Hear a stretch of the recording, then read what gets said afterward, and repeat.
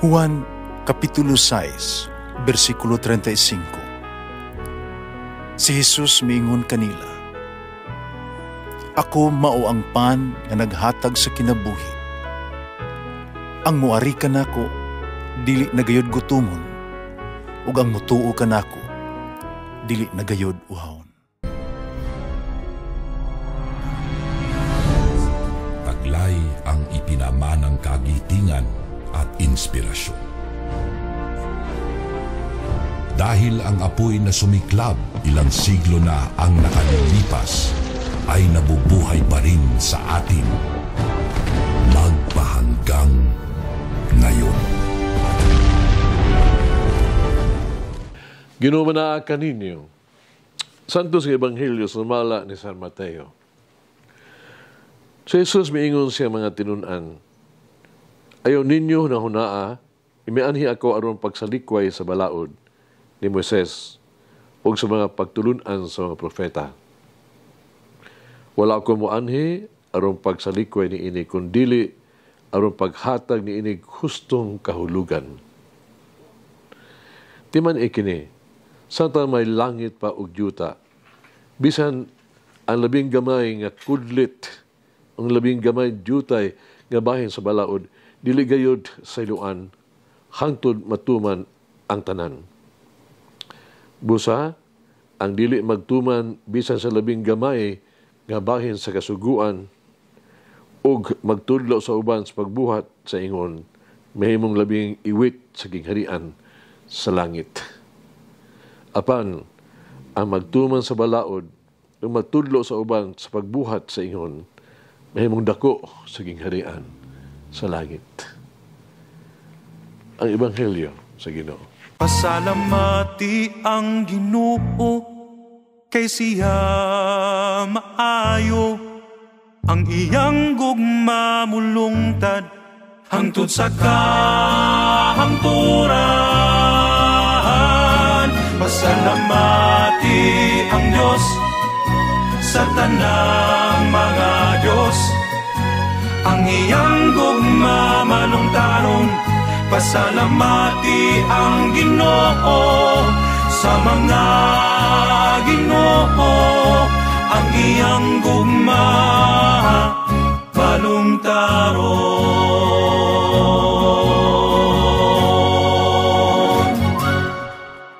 The real meaning of the law is love. Si Jesus nagpadayag kanato nga siya mianhi aron pagtuman sa balaod sa mga propeta. Verse 17. Nagpasabot kini nga iyang gipadayag ang tinuod nga kahulugan sa balaod ug sa mga propeta. Iyang gipanid-an sila ug gituman kini. Gituman niya ang gipangayo sa balaod ug sa mga propeta. Si Jesus wala maghimo og bag-ong balaod. No. Wala siya maghatag og bag-ong mga giya o itawag itong regulasyon. Hinuon gusto ni Jesus ipadayag ang tinuod nga kahulugan sa balaod. Siya nagpahinumdum kanato mahitungod sa tinuod nga espiritu o diwa sa mga sugo sa Dios. Busa gikan sa Ebanghelyo karong adlaw, kabukatan kita ni ini. Una, nganong gipahinumduman kita ni Jesus sa tinuod nga kahulugan sa mga sugo. Tungod kay usahay good, doon na kita kaugalingong personal, self-serving kay interpretation ba sa pulong sa Dios. Usahay mahulog kita sa mga tentasyon, sa pagpatinaw ug pagkutlo sa pulong sa Dios ug sa iyang mga sugo, aron lamang ipahimutarong atong to serve us, atong tagaag reason na atong mga sayop ng mga ideya, mangita ta og mga pasangil sa ato ang mga sayop ng mga buhat. Ikaduha, unsa karon ang tinuod nga kahulugan sa balaod sa mga propeta. Ang pulong sa Dios o ang iyang mga sugo ipasukad sa gugma. Ang pulong sa Dios gihatag o ang iyang mga sugo gibuhat with love diha sa gugma.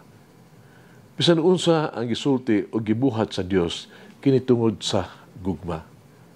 Sa ingon, ang ilang tibuok nga kahulugan maghimong sumari sa usa lang kapulong o kana mao ang gugma. Dili ba tungod sa atong gugma sa Dios kita dili nato gamiton ang pagpasipala sa ngalan sa Ginoo? Dili ba tungod sa atong gugma sa Dios nga ato ang gisaulog ang mga Domingo ug holidays of obligation? Dili ba tungod sa gugma nato sa Dios tuhuron nato ang ato ang ginikanan ug mga tao ug ilahang mga kabtangan? Dili ba tungod sa gugma sa Dios dili will it destroy, no? Kinabuhi itong isig katao. Kini ang gugma nga mianhi si Jesus aron tumanon. Muni iyahang misyon. Si Jesus mianhi aron ipakita kanato na kining gugma sa Dios. Ang dalan paingon sa Dios mo ang gugma ug pagigugma kaniya mo ang pagtuman sa iya mga pulong ug sa iya mga sugo. Tan-o na to ang ato ang kaugalingon karon. Kung sa man nato pagtuman ang mga pulong sa Dios, iya mga sugo. Doon ay sugilanon na sa diha nga siyan Agustin gipangutana. Unsa may hitsura sa gugma? What does love look like? Siya doon ay usa ka yano kayo, simple kayo, natubag. Pero kini pintok kayo. Ningon siya, ang gugma, adunay mga kamot sa pagtabang sa uban. Adunay tiil, aron magdala, pagdali nato ngadto sa mga kabus nga nanginahanglan. Ang gugma, kini aduna kini mata usab, nga makita sa kagulanan o kawadon sa uban. Adunay mga dalunggan na makadungog sa mga panghupaw sa kasubo sa uban. Ingon niya ang hitsura sa gugma. Mayigsoon hagit sa kinabuhi. Nahibalo ka ba? Nahibalo ba ko sa kinasing-kasing sa napulo kasugo sa Dios o sa simbahan? Ako ba matinudanon ba ko sa pagsunod sa napulo kasugo sa Dios o sa sugo sa simbahan? Nagsumag-ampo kita. Magagakaw nga Diyos. Maluluyong Amahan. Ikaw ang amo ang magbubuhat. Among tigtagana. Ang tanang buutang imuha. Utang namo kanimo ang among kinabuhi. Uban sa sulong nga kasing-kasing, kami mausanong mangayo sa imong pasaylo. Pasilo kami sa wala paghatag kanimo sa imong angay nga dungog ug pagtahod. Pasiloa kami sa wala namo paghatag kanimo sa among panahon ug sa among mga talento. Pasiloa kami sa wala paghatag ug angay nga pagtahod sa uban sa ilang ubang mga tao, sa ilang mga kabtangan.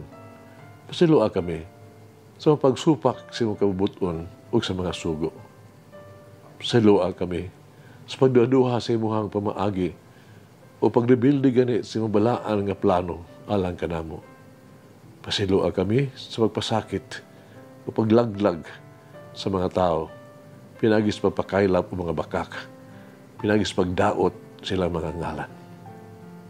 Pagagahom nga Diyos, maluluyong Amahan, uban sa imong gugma o kaluoy, ihatag kanamo ang imong maminationg pagsabot o pagpasahilo. Amen. Mama Mary, grant me a humble heart that simply does what is right. Mulangin ang Diyos magagahom sa tanan, Amahan, Anak, Espiritu Santo. Amen. May the Lord of the divine mercy bless us all, heal us from all diseases and suffering. Ayun unta niya kita, tanang mga sakit na sa lawas o sa kalag, body and soul. In the name of the Father, the Son, and of the Holy Spirit. Jesus, I trust in you. Amen. Whoever eats the bread of life will never hunger, says the Lord. Kay galaan inyong nabati ang pagpaambit ug hamubong pamalandong sa pulong sa Dios pinaagi sa tulumanon pan sa kinabuhi nga gidumala ni Monsignor Daddy Silva. Hangtod na usab sa sunod higayon, daghang salamat. The bread of life